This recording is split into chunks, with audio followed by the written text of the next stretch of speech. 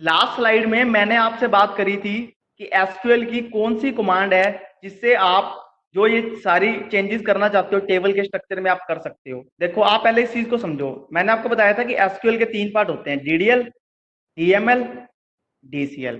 ठीक है।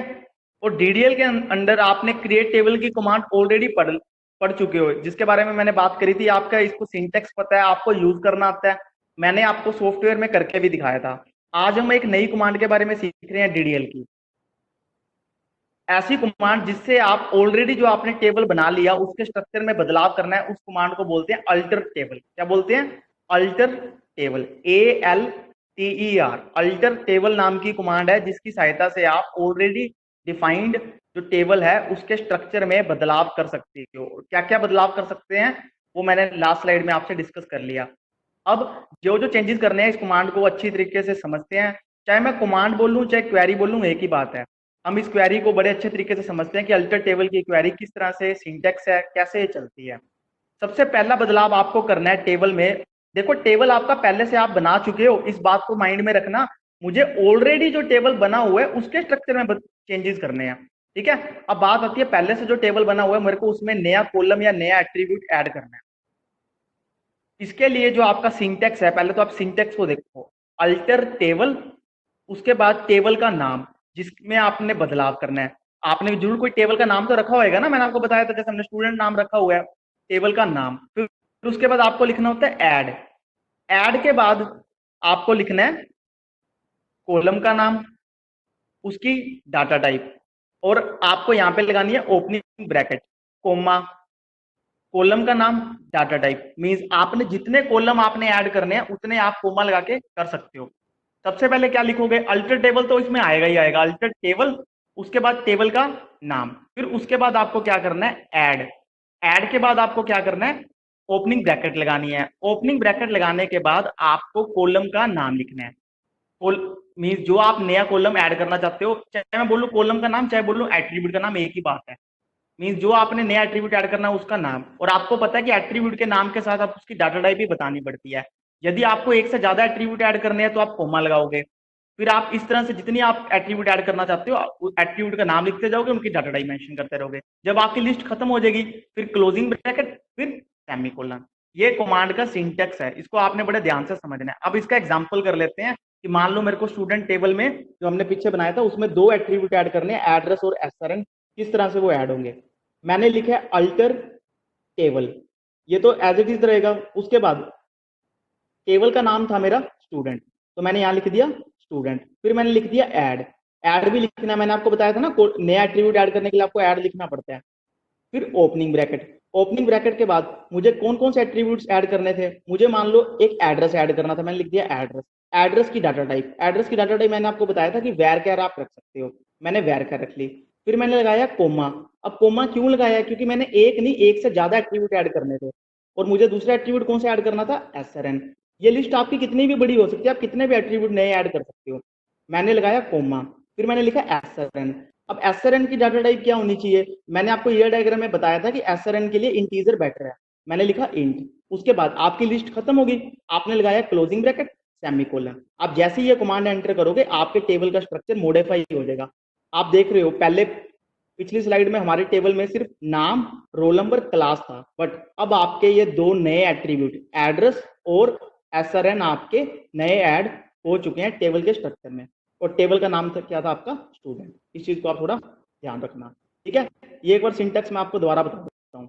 सबसे पहले आपको अल्टर टेबल लिखना है, उसके बाद जिस टेबल के स्ट्रक्चर में आपको मॉडिफिकेशन करनी है, मॉडिफिकेशन भी बोल सकते हैं, या चेंजेस करने हैं, आप उस टेबल का नाम लिखोगे। मैंने लिखा स्टूडेंट क्योंकि मैंने एक ही टेबल बनाया था स्टूडेंट नाम का, उसी में बदलाव करना है। उसके बाद मेरे को एट्रीब्यूट ऐड करना है तो मैं लिखूंगा ऐड। उसके बाद ओपनिंग ब्रैकेट, और जो जो अब नया एट्रीब्यूट का नाम क्या है? एड्रेस, उसकी डाटा टाइप, कोमा, एक और एट्रीब्यूट ऐड करना है एसआरएन, और उसकी डाटा टाइप इंट। फिर उसके बाद आपकी क्लोजिंग ब्रैकेट आ गई, सेमीकोलन। ठीक है। अब आपने एट्रीब्यूट ऐड करना सीख लिया। और दूसरा चेंज मैंने आपको बताया था, आप ऑलरेडी जो आपका पुराना एट्रीब्यूट है आप उसे हटा भी सकते हो, रिमूव भी कर सकते हो। मैंने लिखा है रिमूव या ड्रॉप करने के लिए। ड्रॉप का मतलब ही हटाना होता है। ठीक है। ड्रॉप, ड्रॉप कॉलम और एट्रीब्यूट, चाहे मैं कॉलम बोल लूं चाहे मैं एट्रीब्यूट, बोलो, एक ही बात है, चाहे मैं रिमूव बोल लूं चाहे मैं ड्रॉप बोल लूं। तो इसकी कमांड क्या है?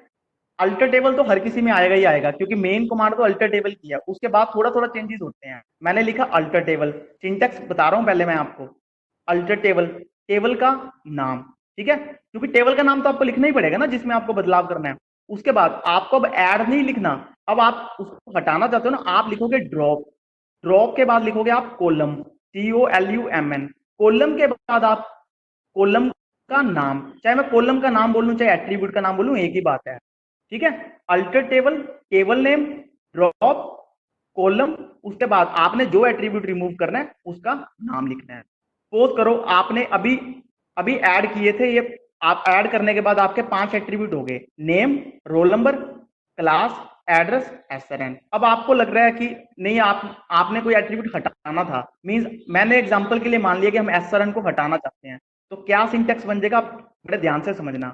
हम लिखेंगे अल्टर टेबल। अल्टर टेबल तो लिखना ही लिखना है, क्योंकि सारी कमांड्स मैंने बताया ना स्टार्ट अल्टर टेबल से होंगी। कोई भी मॉडिफिकेशन आप करोगे अल्टर टेबल आपको लिखना ही पड़ेगा, अल्टर टेबल। फिर उसके बाद टेबल का नाम, आपने कौन से टेबल से रिमूव करना है, स्टूडेंट से, मैंने लिखा स्टूडेंट। उसके बाद आपको एट्रीब्यूट हटाना है ना, ऐड तो करना नहीं है, आप लिखोगे ड्रॉप। ड्रॉप का मतलब ही हटाना ही होता है, ड्रॉप।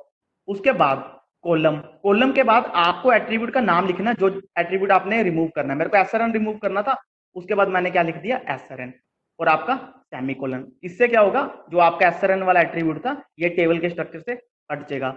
और अगर आपको कंप्यूटर में चेक करना हो कि वाकई में हटा या नहीं हटा, ये तो सिर्फ मैंने मेमोरी को आपको रिप्रेजेंट करके दिखा दिया। एक्चुअल में जब भी आप कमांड एग्जीक्यूट करते हो या उसको रन करते हो, आपको दिखाई नहीं देता, आपको सिंपल लिखा जाता है क्वेरी ओके।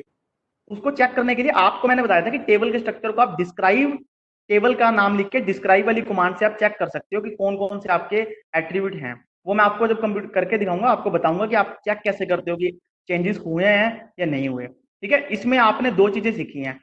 एट्रीब्यूट को ऐड करना है तो आप ऐड लिखोगे, ओपनिंग ब्रैकेट, फिर एट्रीब्यूट का नाम डाटा टाइप मेंशन करोगे। जब आपको एट्रीब्यूट को हटाना है तब आप अल्टर टेबल लिखोगे, अपने टेबल का नाम लिखोगे, ड्रॉप लिखोगे, ड्रॉप कॉलम लिखोगे। उसके बाद डायरेक्ट आपको एट्रीब्यूट का नाम लिखना है। अब आप कहोगे सर आपने इसमें एट्रीब्यूट की डाटा टाइप नहीं लिखी। एट्रीब्यूट की डाटा टाइप हटाने के लिए क्या जरूरत है, क्योंकि जैसे ही आप SRN लिख दिया ना, उसने तो पूरा एट्रीब्यूट हटा ही देना है। लेकिन जब आपको एट्रीब्यूट ऐड करना है तब तो हमें उस एट्रीब्यूट की डाटा टाइप बतानी पड़ेगी ना। इस चीज को थोड़ा ध्यान रखना, ठीक है। ये मैं आपको कंप्यूटर में करके भी दिखाऊंगा। इसके आगे का नेक्स्ट स्लाइड।